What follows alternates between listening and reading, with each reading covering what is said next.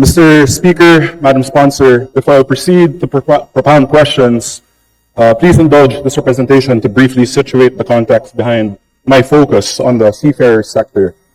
As we consider the proposed 2026 budget for the Department of Migrant Workers, we must recall that the DMW is the principal agency now tasked with upholding the welfare, protection, and regulation of overseas Filipino workers, including seafarers under the Department of Migrant Workers Act, RA 11641. Meanwhile, in September 24, Congress enacted the Magna Carta of Filipino Seafarers, RA 12021, marking a milestone in codifying rights, dispute resolution, social protection, and welfare guarantees specifically for Filipino seafarers. The implementing rules and regulations, or the IRR, was signed this past January of 2025. Given this and scrutinizing the 2026 DMW budget, I wish to examine whether the allocation is sufficiently allocated or calibrated to deliver on the promise of the Magna Carta, and specifically whether seafarers will be afforded the protections, infrastructure, and services the law envisions. With that, I ask the distinguished sponsor if they are willing to answer questions propounded by this representation. Yes, Mr. Speaker, we are ready to answer. Thank you, Mr. Chair, Madam Sponsor.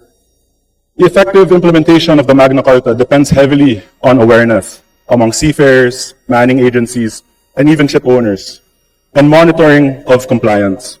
What portion of the 26 budget is allocated for information campaigns, the training of inspectors, or in fact, even these compliance audits? Because as recently as 2023, there were concerns about the compliance of our seafarers, which thankfully in 2025, this was rectified. And including also the monitoring of manning agencies and employers to ensure that compliance with the new laws provisions. So may I ask what portion of the 26 budget is allocated for these concerns?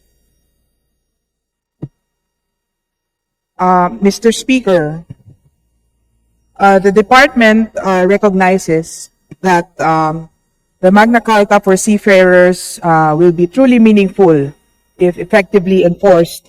However, at the present, the 2026 proposed budget does not yet provide a specific dedicated line of an expansive information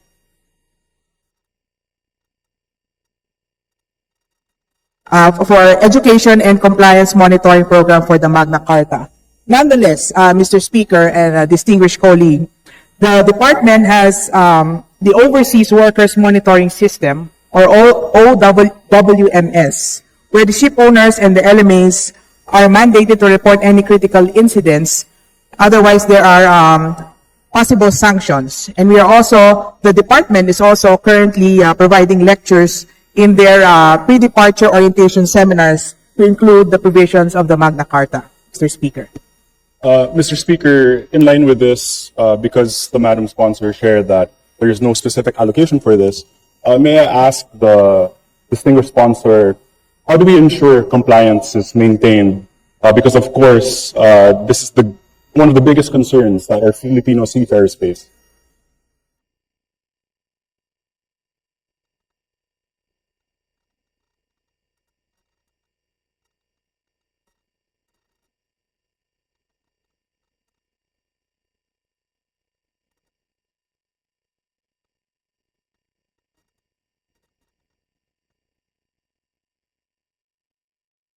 Mr. Speaker, as confirmed by the Secretary, the department has a regulatory authority that monitors compliances as well as monitoring manning agencies and ship owners, including their contracts, Mr. Speaker. And considering that there is not yet a specific and dedicated line for that, the department would also respectfully propose the inclusion of a dedicated budget support to pursue both preventive and remedial approaches with an expanded focus not only on seafarers but also on the families and children who are directly affected by the law.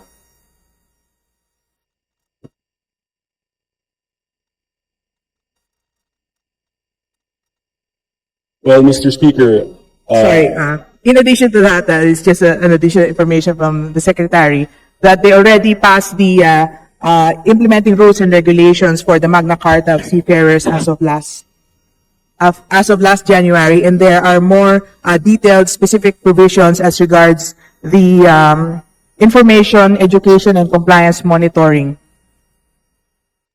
including migrant fishers, including migrant fishers. Mr. Speaker, as the good sponsor shared, the Secretary or the Department of Migrant Workers has shared that they would gladly ask for any augmentation of the budget that would support these functions, and let it be known that this representation would support any increase in this budget to also support not only our Filipino seafarers, but of course, all our other migrant workers.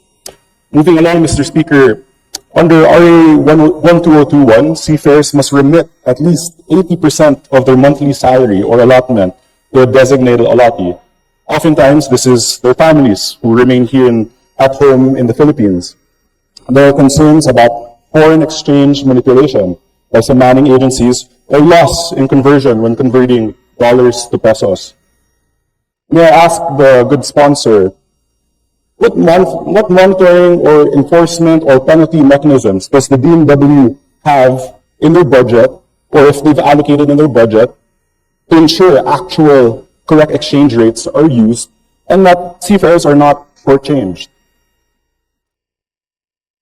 Mr. Speaker, under the Magna Carta and its IRR, the licensed manning agencies are mandated to report exchange rates to the seafarers, and these are already covered by the existing provisions under the Magna Carta and the implementing rules and regulations. Nonetheless, and in fact, under the rules and regulations, Mr. Speaker, the shortchanging of seafarers through manipulation of foreign exchange rates and improper remittance practices is considered a grave violation. And with that, these provisions already sufficiently address such a concern.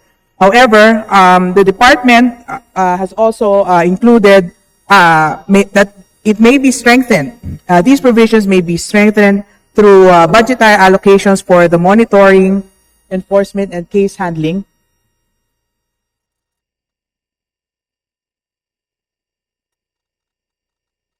Yes, and in addition to that, Mr. Speaker, distinguished colleague, the department also has an administrative authority to suspend and even revoke licenses for violation of these legal provisions, Mr. Speaker. Mr. Speaker, I'm very delighted to hear that the DMW is very aware and attuned with the needs and the serious threats faced by our seafarers, especially when it comes to the manipulation of foreign exchange rates. As an advocate for financial inclusion and literacy, this is something that I hope this August body considers when considering the budget of the DMW. Now, distinguished sponsor, Mr. Chair, in Section 87 of the Magna Carta for seafarers, it mandates that the OWA, or the Overseas Welfare, the Overseas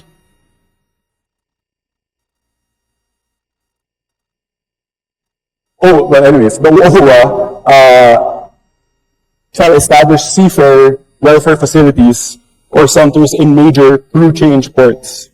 Given that there to date are no welfare centers, can the DMW through OWA present a clear plan, including locations, timelines, and budgetary needs for the establishment of these centers? Yes, Mr. Speaker, distinguished colleague, for 2026, in relation to the Seafarer Welfare Center under the Magna Carta, the initial pilot sites, the target of the OWA for 2026 would be the NCR, Port of Manila, Cavite, and Batangas, considering that these are among the busiest crew change hubs. These would be prioritized because of their accessibility, volume of seafarers traffic, and proximity to existing maritime facilities. This year, Mr. Speaker and distinguished colleague, the OWA is finalizing the concept, the site identification, and consultation with LGUs, port authorities, and stakeholders. And by next year, hopefully, Mr. Speaker, distinguished colleague, if there would be sufficient allocation for the establishment of the Seafarer Welfare Center, they'll be able to expand the existing Seafarers Hub located in Manila into the Seafarers Welfare Center as mandated by the Magna Carta through a lease facility in a highly strategic location, and that provides the following services: welfare and counseling unit for psychosocial and reintegration orientation, medical and health desk, legal support desk, training facilities, and community hub. If I may proceed, Mr. Speaker, for 2027 would be the expansion to the other locations required by the Magna Carta, in particular Iloilo, CDO, Cebu, Davao, and Subic. The budget requirement, if ever, Mr. Speaker and distinguished colleague, will require for 2026 150 million, composed of 120 million for the rental and operational cost of 3 centers, that is again the NCR, Batangas, and Cavite, and repair and renovations for 30 million for those 3 centers, Mr. Speaker.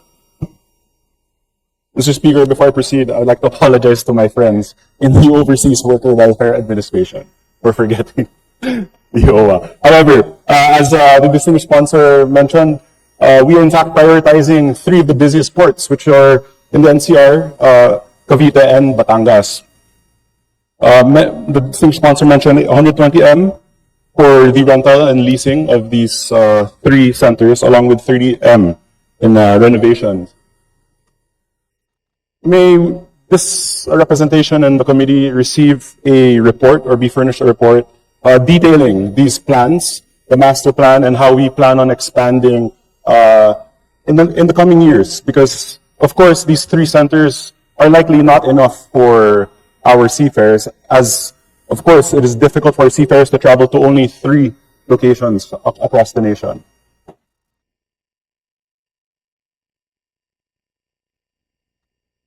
Yes, Mr. Speaker, distinguished colleague, as confirmed by the administrator of the OWA, we will furnish, as requested, the requested report and plans. And as reported by the good administrator of the OWA, they will be creating a technical committee this month together with the DMW, the NMP, and other government agencies to finalize the concepts and the plans, which we will furnish your office, Mr. Speaker. I'm very grateful for that, Mr. Speaker, distinguished sponsor. Now let's move on towards the later portions of the career of a seafarer. In this, I'm speaking on the reintegration or post-deployment support for seafarers. Although, much attention, Mr. Speaker, Madam Sponsor, is on protection during deployment, reintegration is also very vital to our seafarers. Does the 2026 budget include specific programs for seafarers returning ashore, such as livelihood grants, counseling, retraining, reinvestment support?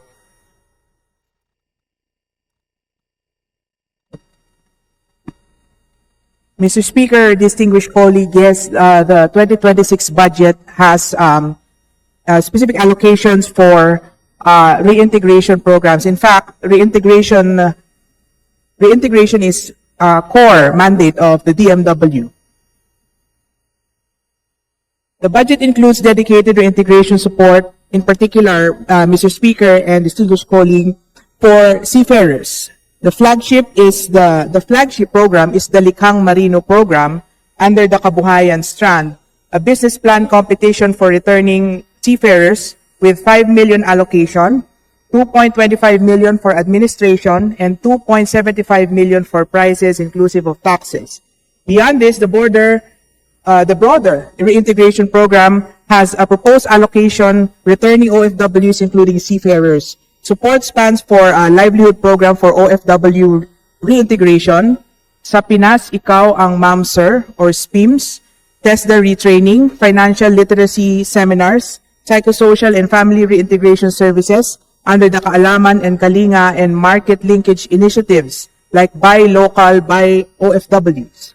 Thus, while Likhang Marino is a flagship for seafarer entrepreneurs, seafarers are also benefit from comprehensive reintegration packages of livelihood, retraining, and counseling services. Mr. Speaker. Mr. Speaker, this is very good to hear that there is in fact a program that considers the reintegration of our seafarers. May I ask the distinguished sponsor how many beneficiaries are targeted, and in fact how many are actually serviced with this this very good program?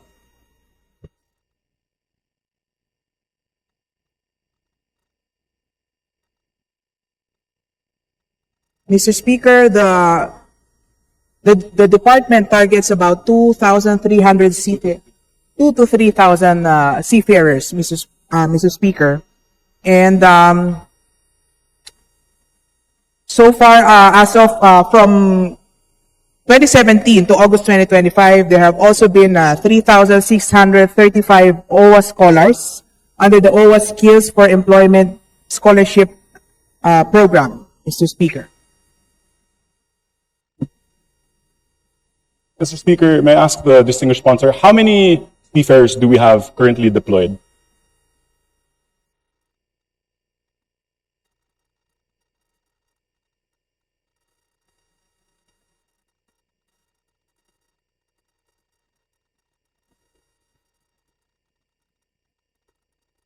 As of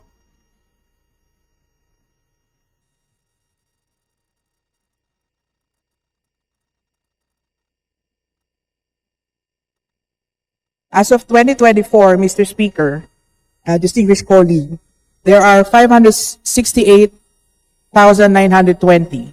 And as of the second quarter of 2025, there are 363 and 666 seafarers for a total of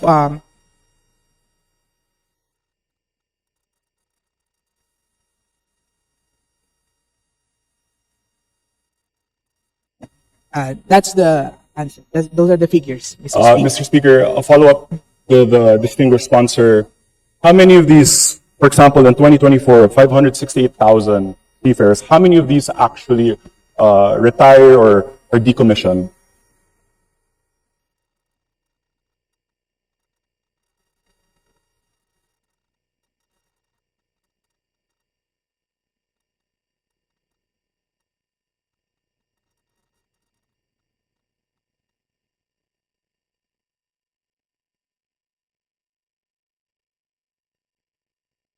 Mr. Speaker, distinguished colleague, right now we don't have the figures, but the department is working with the manning agencies to collate the accurate figures, and will be gladly provide the data to you. But as the indicative figures from as mentioned by the Secretary would be 2,000 to 3,000. So about 2,000 to 3,000 are retire or decommissioned every year. Is that correct, Mr. Speaker, distinguished sponsor? Yeah. Yes, Mr. Speaker. The department expects about 2,000 to 3,000 returning seafarers to be provided with the reintegration program, Mr. Speaker, distinguished colleague. Sorry, to clarify, distinguished sponsor, I'm not asking in specific to the program, the reintegration program. I'm asking in general, how many of our Filipino seafarers retire each year? Can I have a ballpark figure if we don't have the exact number? Is this 10% of 568,000? Is this 20% every year? I believe the DMW should know this ballpark figure, Mr. Speaker.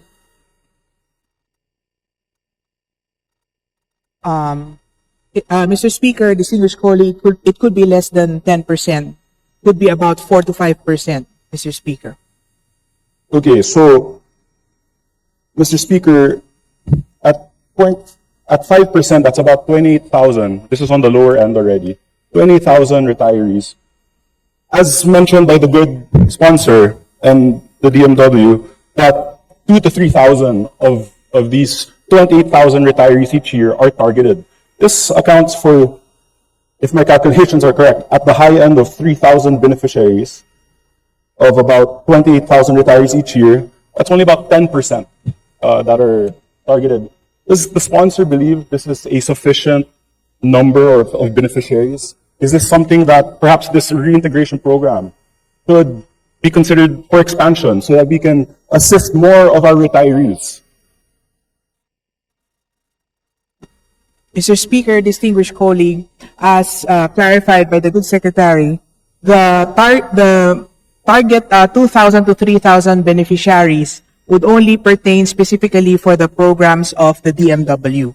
However, the DMW is also the chair of the National Reintegration Network, together with the other government agencies, which will also be able to provide other assistance to our other returning OFWs, such as the DTI, the Department of Agriculture, the Department of Tourism, and the DOST, Mr. Speaker.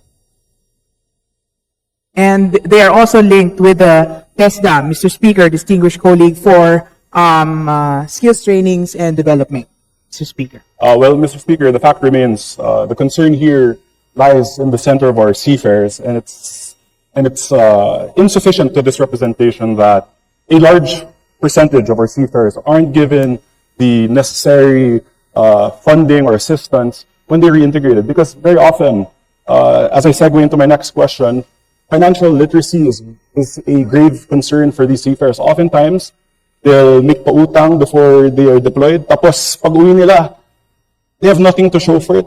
They're buried in debt. So oftentimes, our seafarers, as difficult, and it's one of the most dangerous jobs, and we supply 25% of the world's supply of seafarers, oftentimes they come home to nothing, unfortunately.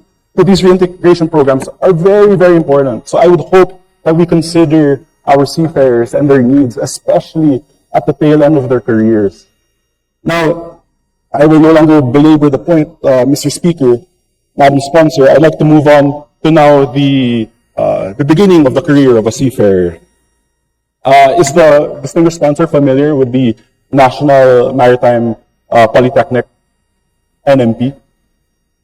The training center? Yes, Mr. Speaker. As the good sponsor says, he's aware of the NMP training center. This is, in fact, the only state-run, or the Philippines' only state-run training center that offers maritime courses. We should be very proud of this. In fact, this was no less spearheaded and conceptualized by the former First Lady, Imelda Marcos, the mother of our President, Ferdinand Marcos Jr. Now, as I was made aware, this representation was made aware, Mr. Speaker, many seafarers must complete or renew mandatory STCWs, or Standards of Training, Certification, and Watchkeeping, as well as other maritime certification courses. This is to comply with international standards. Yet, NMP, in the course of my consultation, only offers 22 courses. Is this correct, distinguished sponsor?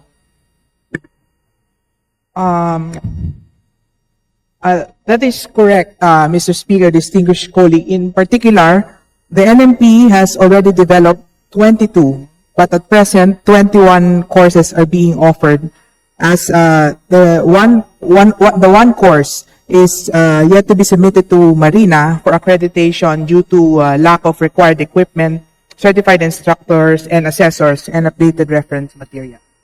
Mr. Speaker. So naturally, it would be important to ask Mr. Speaker, if we indeed offer 22 courses, how many courses are required to complete these compliance requirements?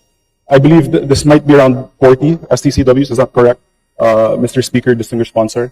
That is correct, Mr. Speaker, distinguished colleague, that 40 courses. So may I ask, we are currently missing 18 STCW courses. What is the reason for this? The challenge for the 18 remaining courses, Mr. Speaker, distinguished colleague, is that these courses cannot yet be developed by the NMP and cannot yet be offered because of critical gaps in training equipment and facilities. And in relation to that, the NMP is thus proposing an additional budget of 46.24 million for fiscal year 2026 for the acquisition of various maritime training equipment. This investment is essential to ensure compliance with Marina's 1:1 trainee to equipment ratio, and to enable NMP to fully develop and deliver all 40 STCW courses by fiscal year 2027. And to complement that budget is also 125.6 million for the construction of a two-story training building with roof deck for the implementation that will provide 10 additional classrooms, a necessary expansion to accommodate the rollout of the new courses and more training batches while maximizing the use of more modern training equipment. This will also include the procurement of updated technical books and references needed to support course accreditation and instruction. Mr. Speaker. Mr. Speaker, so I believe NMP requires 46 million so they may complete and provide these 40 STCWs, along with this requirement of 125 million to host these new equipments, provide these trainings. Now, as mentioned, Mr. Speaker, this is the sole state-run training center for maritime studies. As a Filipino, we should be very, very proud. As Filipinos, we should be very, very proud that we in fact have a state-run school that provides these trainings. Yet, I believe, and I'm sorry to say, this is quite embarrassing that we cannot even complete the 40 courses. The NMP, through the distinguished sponsor, has asked for an additional 46M to complete these courses, just to procure equipment, an additional 125 to host the equipment in classroom buildings. This representation believes that this should be considered by this August body, because as the only state-run university, no less, as I mentioned, spearheaded by the former First Lady Imelda Marcos, this is a legacy project, and this is something we should be very proud of and we should consider in the proposals provided to this August body. Finally, as I wind up my interpellations, Mr. Speaker, distinguished sponsor, we do have the Action Fund. This is the Agarang, Kalinga at Saklolo para sa mga OFWs na nangangailangan. May we be enlightened regarding this fund? Who are the beneficiaries? And how do we determine these beneficiaries? How do we prioritize them?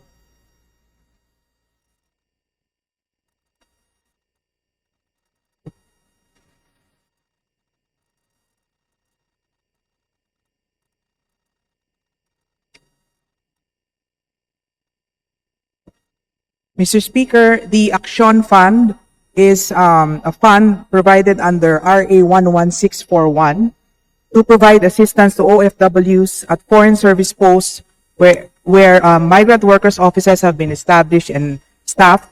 And as of August 2025, I'm sorry, from July 2023 to August 2025, the Action Fund beneficiaries has a total of 218,923 beneficiaries. Mr. Speaker. Well, Mr. Speaker, distinguished sponsor, I'm very glad to hear that at all stages there are actually indeed assistance funds or programs dedicated to our migrant workers, especially our seafarers. But as mentioned previously, I believe the DMW should be galvanized into asking for more funding so we may continue to strengthen the mandate and function of the DMW so that we may provide assistance, especially for our seafarers. With that, Mr. Speaker, if you may indulge me with a short manifestation. Mr. Speaker, honored colleagues, I rise as a committed supporter of strengthening the protection and welfare of our seafarers. The passage of the Magna Carta of Filipino seafarers was a historic step, but laws without resources and implementation are hollow promises.